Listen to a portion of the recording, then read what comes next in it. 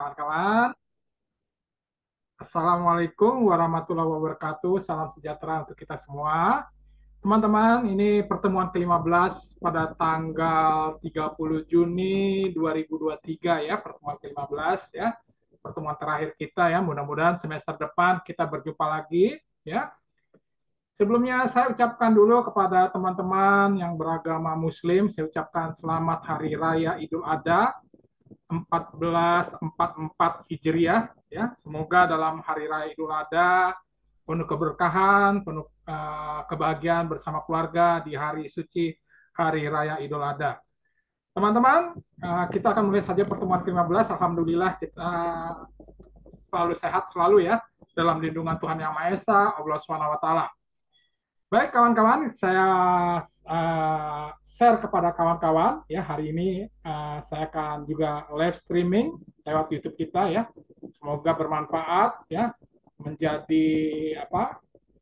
Ya menjadi kebanggaan kita semua ya, bahwa kita tetap eksis dalam pembelajaran di kampus kita. Teman-teman, kita akan bicara tentang strategi distribusi atau dalam bahasa Inggrisnya distribution strategy in marketing business. Kita sudah masuk ke 14, bab 14, pertemuan ke-15 ya. Ya, nah ini tanggal 30 Juni 2023 hari Jumat ya, kita live streaming on the YouTube.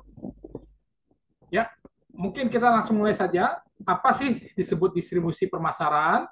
Ya, distribusi pemasaran adalah merupakan kegiatan nanti Anda sebagai businessman, sebagai manajer marketing, ya. Oke, Marisa, silakan masuk, silakan bergabung, ya. Yang Anda harus lakukan sebagai pengusaha atau businessman, bagaimana cara menyalurkan, menyebarkan atau mendistribusikan atau mengirimkan serta bagaimana menyampaikan barang-barang yang dipasarkan itu kepada konsumen ya secara tepat waktu. Maka di sini kawan-kawan diperlukan adanya distribusi atau penyalur ya, baik milik perusahaan Anda ya ataupun nanti Anda perlu bekerja sama dengan berbagai mitra bisnis Anda ya. Misalnya mitra Anda di daerah Sumatera Utara atau di Sulawesi Selatan, Palembang, tempatnya Marisa, atau tempatnya Natasha di Maluku, Ambon di sana ya, atau kita mencari mitra juga di Pematang Siantar, tempatnya Bang William ya. Bagaimana pentingnya kerjasama mitra ini?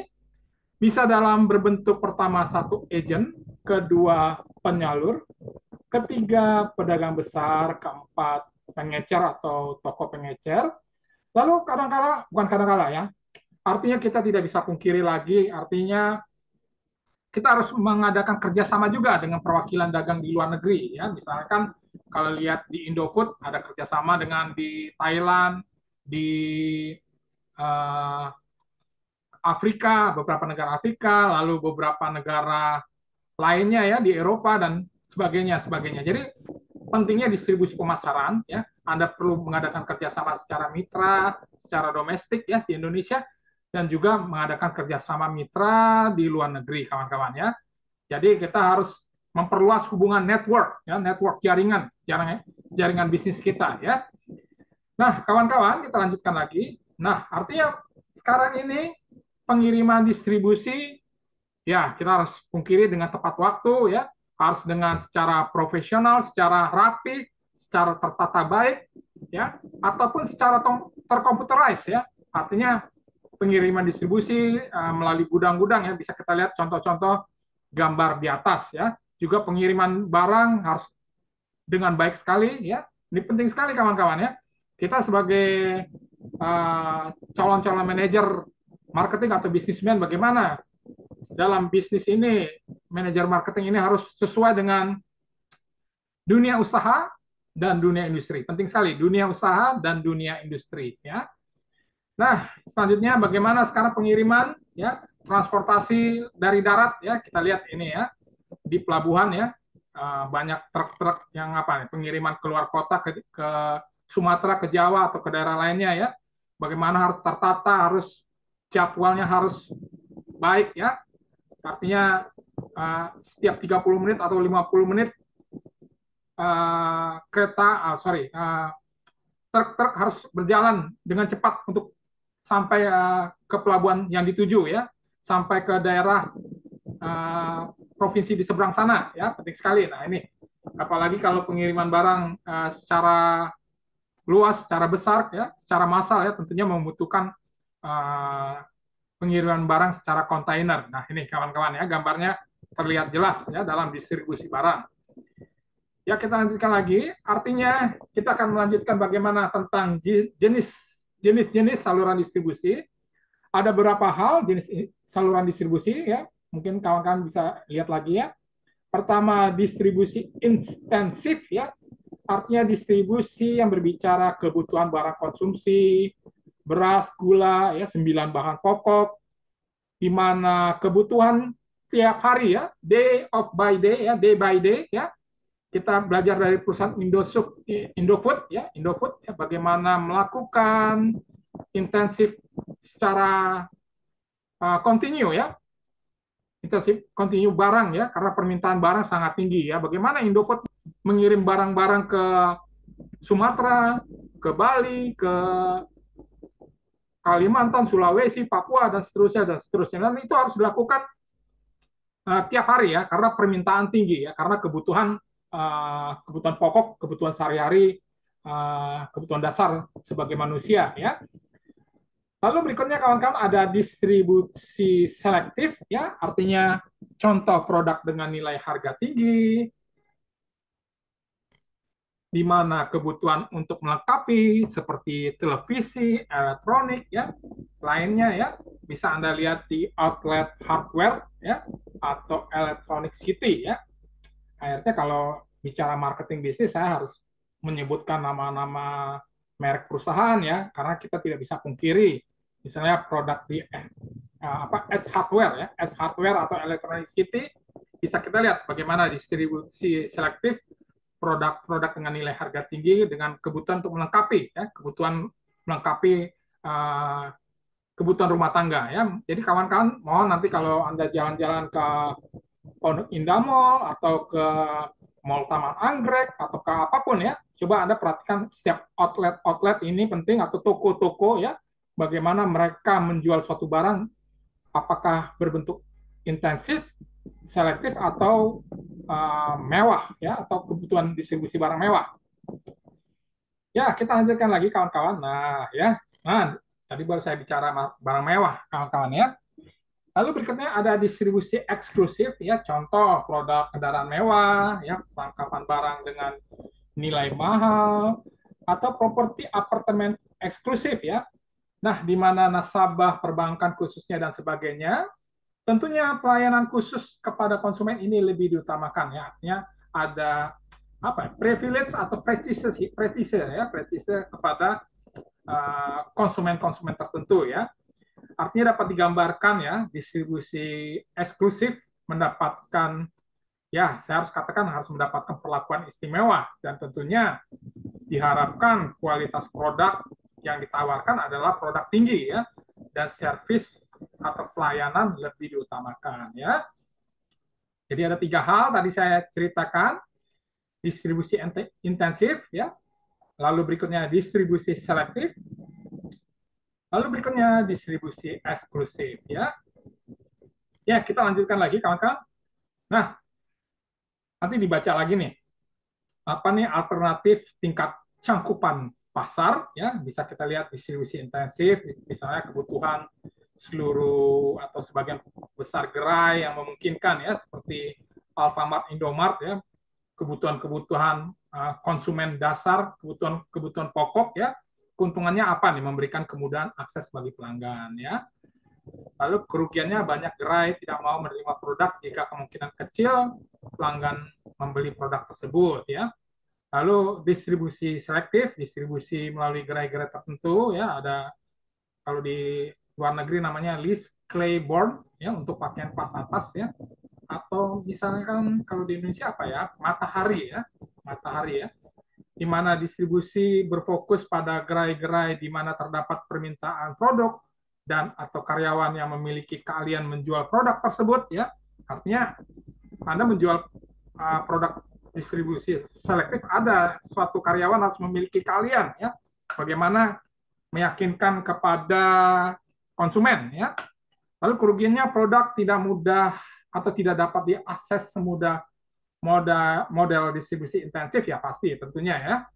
Lalu berikutnya kawan-kawan kita lihat distribusi eksklusif, distribusi hanya melalui satu atau sedikit gerai ya, produk-produk mewah ya, produk-produk dianggap prestisius, produsen dapat memastikan gerai-gerainya mampu melayani produk dengan baik ya.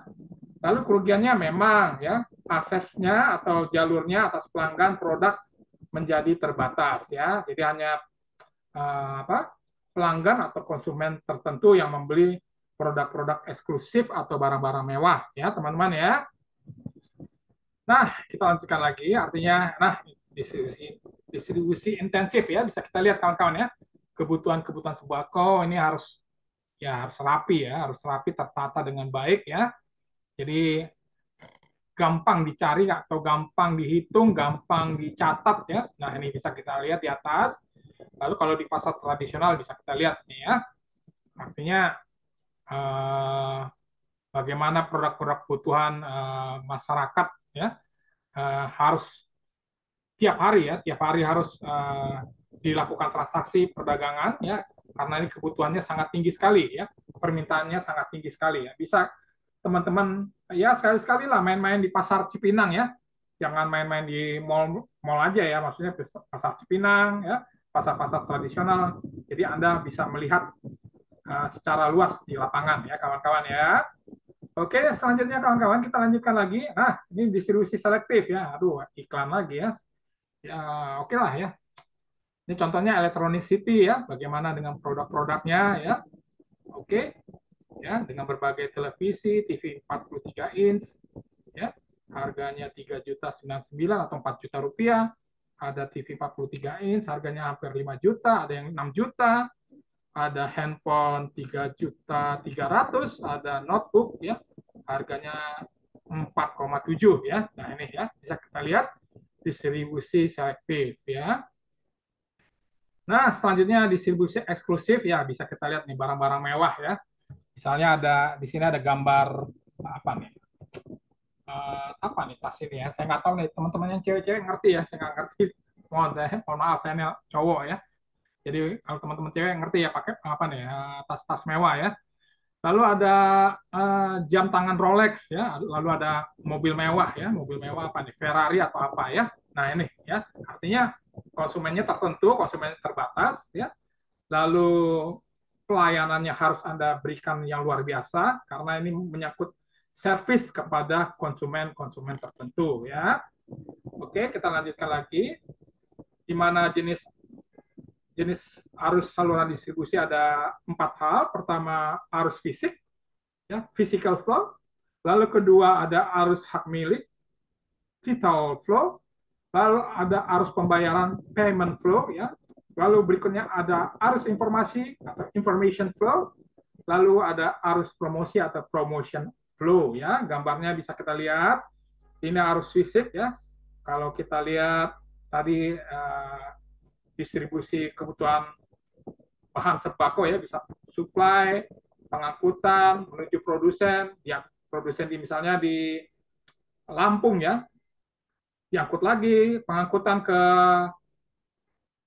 Jambi ya, Jambi ada dealer lagi, diangkut lagi ya, ada pengangkutan transportasi sehingga sampai ke pelanggan ya. Lalu ada juga arus hak milik ya, ada pensuplai ya, lalu ada produsen menuju produsen, lalu ada dealer, lalu sampai ke pelanggan ya. Oke. Ya, selanjutnya kita lihat lagi arus pembayaran. Artinya pembayaran sekarang semakin canggih, kawan-kawan ya. Apalagi transaksi ekspor impor ya, menggunakan letter of credit (LC) ya. Saya sudah jelaskan pada bab-bab sebelumnya ya. Bisa kita lihat pelanggan menggunakan mengirimkan pembayaran melalui bank, taruhlah bank A ya. Lalu ada dealer menerima pembayaran dari bank A, dealer juga melakukan transaksi melalui bank B ya kepada produsen, produsen juga melakukan pembayaran ke bank C ya, lalu sampai ke supply ya. Tentunya sekarang arus pembayaran ini tidak gambar semacam ini ya. Artinya transaksi akan dilakukan secara cepat ya kawan-kawan ya. Lalu berikutnya ada arus informasi saling timbal balik ya antara pensuplai, pengangkut gudang dan bank, ada transaksi perbankan ya. Lalu ada produsen ya. Produsen ada lagi pengangkut gudang dan bank ya, perbankan lagi transaksi ya, lalu ke dealer ya. Dealer juga melakukan hal yang sama ya. Bagaimana transaksi harus dibayarkan ya.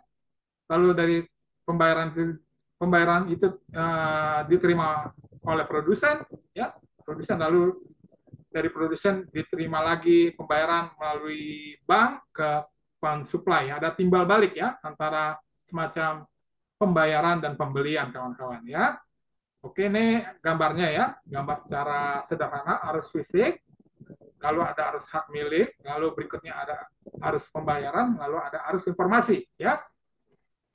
Nah, gambar arus promosi ini sebagai contoh aja ya, misalnya sebagai gambar singkatnya, ada pensuplai, ada biro iklan ya, lalu ada produsen melakukan biro iklan, lalu ada dealer, ada pelanggan ya. Oke ya, ada 5 hal ini contoh gambar sederhananya saja ya. Lalu berikutnya ada 2 hal konflik yang sering terjadi dalam saluran distribusi pemasaran ya, di mana perilaku saluran distribusi adalah konflik di tingkat yang sama. Misalnya contoh dealer sepeda motor Suzuki ya di kota A mengajukan komplain terhadap dealer sepeda motor Suzuki di kota B yang dianggap mungkin merebut konsumen mereka dengan cara yang mungkin tidak baik atau tidak etis ya, di mana syarat-syarat pembayaran pemberian hadiah sangat berlebihan ya. Misalkan saja ya konflik horizontal ya, misalnya dealer sepeda motor Suzuki di kota A dengan sepeda motor Suzuki di kota B ya. Lalu berikutnya konflik vertikal adalah konflik yang terjadi antara tingkat-tingkat yang berlainan pada saluran yang sama. Konflik vertikal ini biasanya terjadi antara pabrikan dengan para penyalur ya. Tentunya konflik ini biasanya berhubungan dengan diskon atau rabat yang diberlakukan bagi penyalur dengan diskon atau rabat yang diberikan kepada konsumen, kawan-kawan. Tentunya kawan-kawan, apabila diskon untuk penyalur dengan diskon untuk konsumen selisihnya terlalu kecil ya, atau marginnya terlalu kecil ya, biasanya penyalur akan keberatan ya dengan margin yang sangat minim bagi penyalur ya. Tentunya dalam bisnis marketing ini kita selalu berbicara masalah keuntungan ya, atau cuan-cuan ya. Nah, kita lanjutkan lagi kawan-kawan.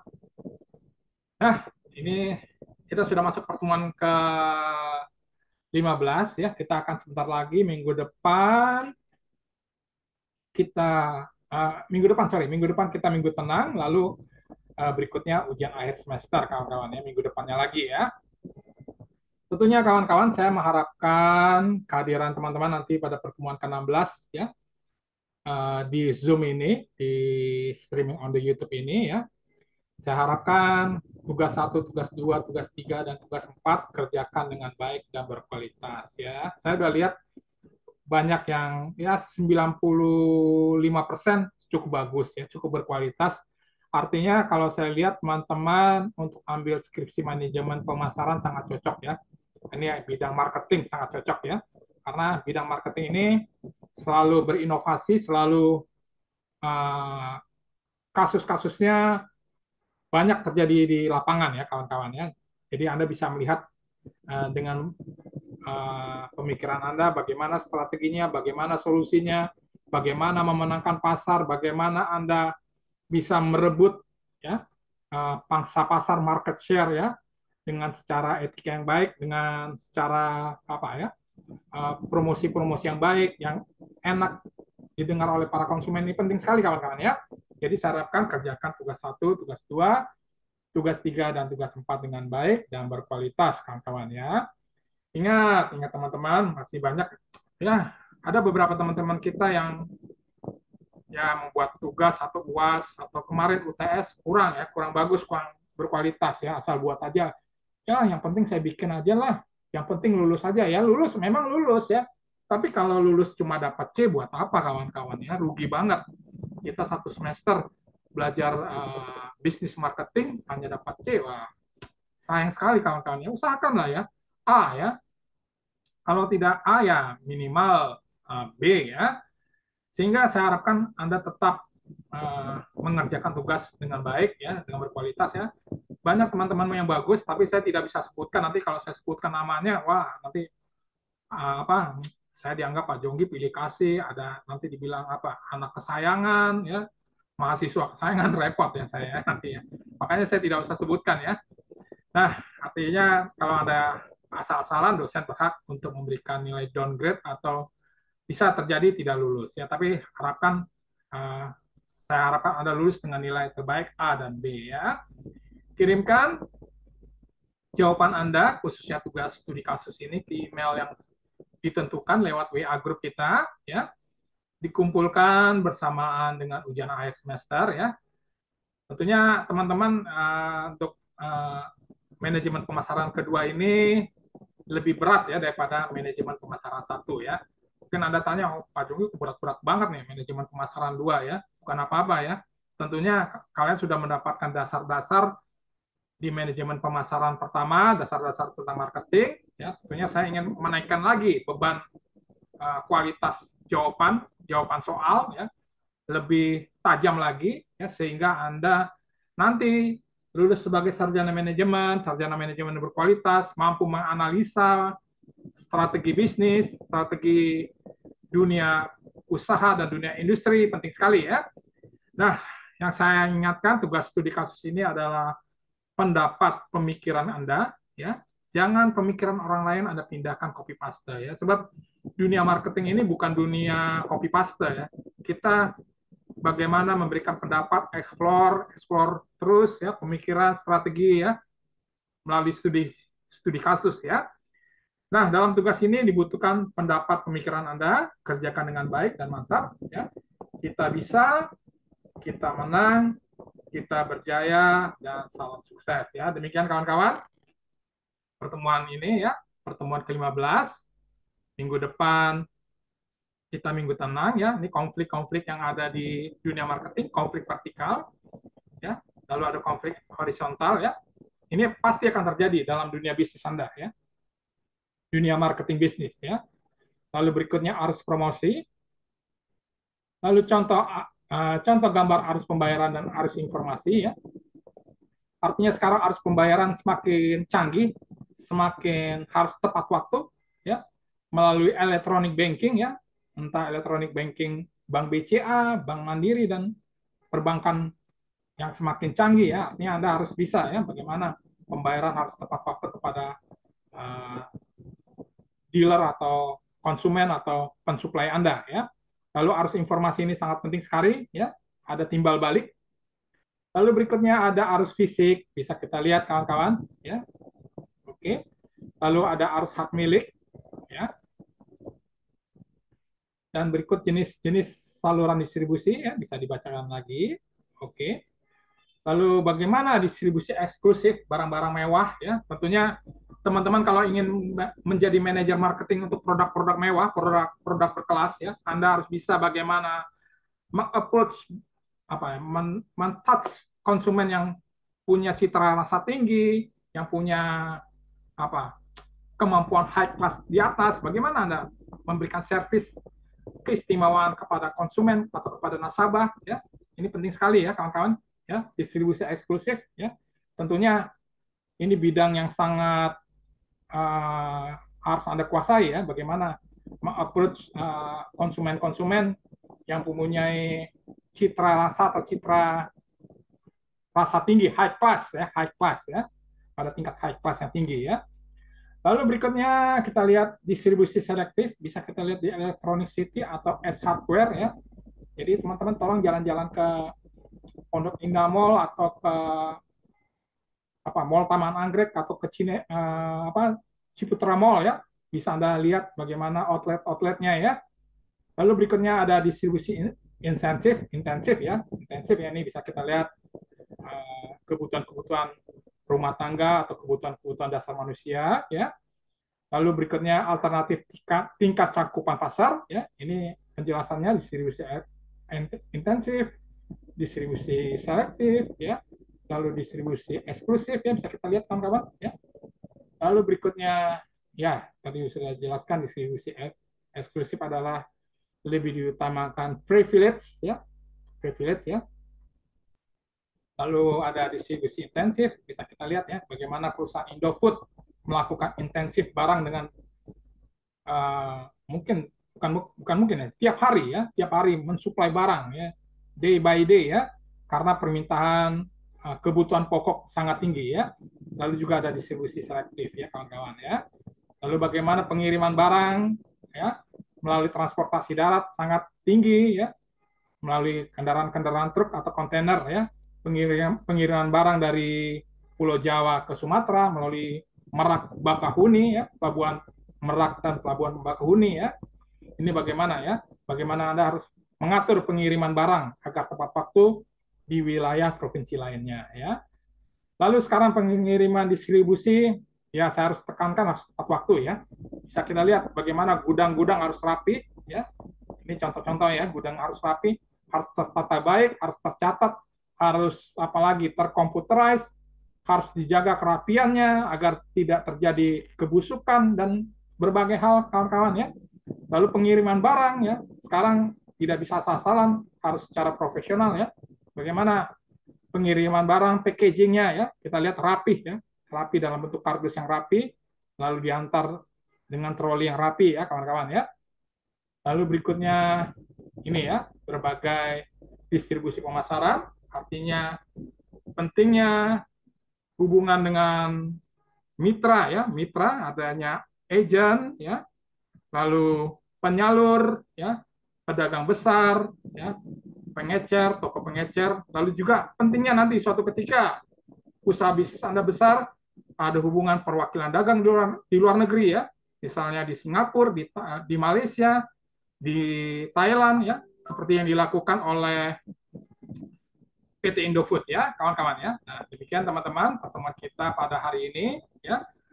Manajemen pemasaran mahasiswa kelas manajemen hari Jumat 30 Juni 2023 ya, bab 14 pertemuan ke-15 ya. Hari ini tanggal 30 Juni 2023 hari Jumat ya. Kita live streaming on the YouTube ya. Semoga pertemuan ke-15 ini bermanfaat ya. Akhirnya saya mohon maaf kalau ada kekurangan, ketidaksempurnaan dalam pengajaran di manajemen pemasaran kedua ini ya. Sebagai dosen mungkin tidak bisa terlalu lengkap ya, tetapi Anda harus bisa belajar mandiri ya. Sehingga saya harapkan pembelajaran manajemen pemasaran kedua ini bermanfaat buat Anda ya. Juga di lapangan pekerjaan, semoga Anda menjadi manajer-manajer, direktur-direktur pemasaran yang sukses ya teman-teman ya. Oke, demikian teman-teman pertemuan ke-15, saya mohon on kamera agar saya bisa absen kawan-kawan. Ya, saya on kamera dulu ya. Iya, oke. Terima kasih Bang Jeremy Jonathan ya. Ya, Pak. Pak. Lalu Bang William Natasha ini di mana nih? Di Pantai Ambon ya? Enggak lagi. Kemarin saya tanya makan apa nih? Makan McDonald ya. Ya biar ceria supaya kita nggak selalu stres ya. Lalu Marisa di planet mana nih Marisa nih ya? Katanya di Palembang. Oke Marisa ya, sukses selalu ya.